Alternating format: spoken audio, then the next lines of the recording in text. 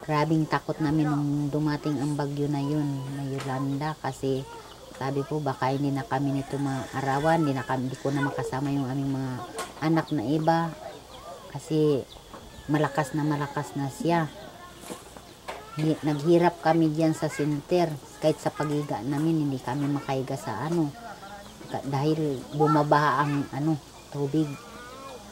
Kaya yung oras na yun, tsaka yung isa kong anak na babae, isa pa nanganak din. Doon talaga sobrang takot ko.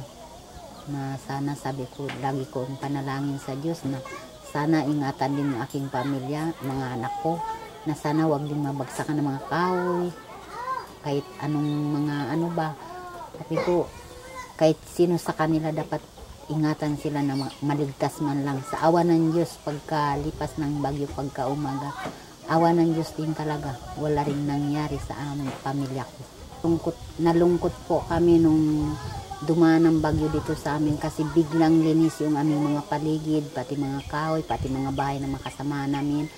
Wala na kaming matanaw na bahay, puro down lahat na bahay. Pati itong aming bahay.